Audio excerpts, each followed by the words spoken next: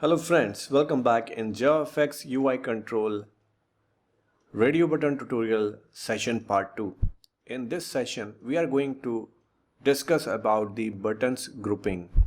So suppose you have three buttons and you want to allow user to select single radio button at a time. In that case, we have to perform the grouping of these radio buttons.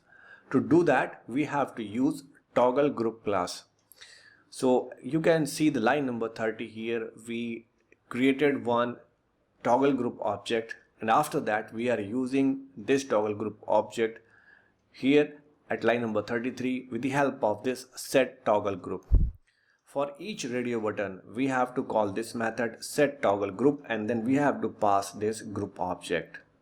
Once you do this, all your radio buttons will group together and they will perform certain way, like if you can only select one radio button at a time.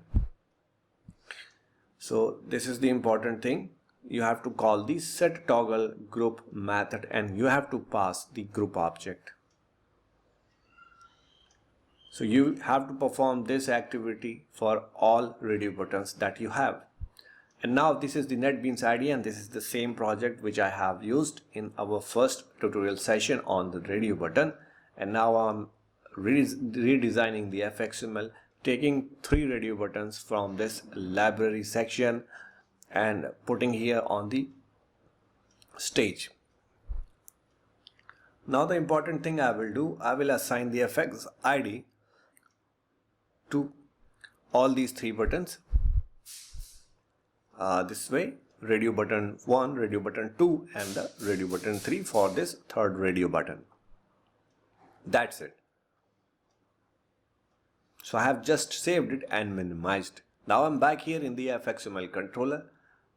As you know, we need to declare the Fxml variable for all these three radio buttons. So I have used this radio button class and I'm declaring the reference variable. Radio button 1, radio button 2 and radio button 3.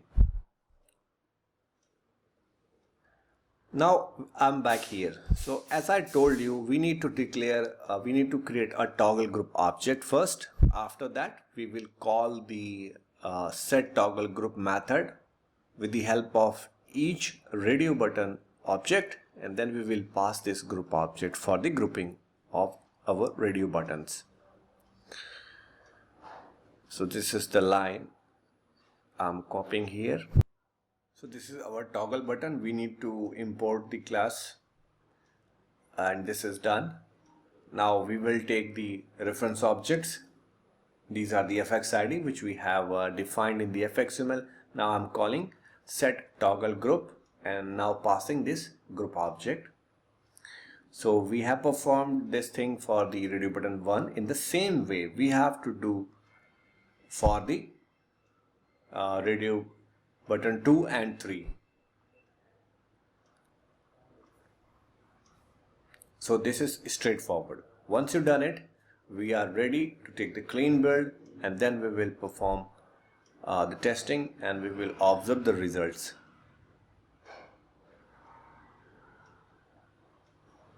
So this is done. I hope this concept is clear to you. This is very simple and straightforward. Okay, here's our project. Now we are going to take the clean and build. Okay, it's time to run it. Okay, stages appeared. Now you guys can see we have these three radio buttons, but none of them is selected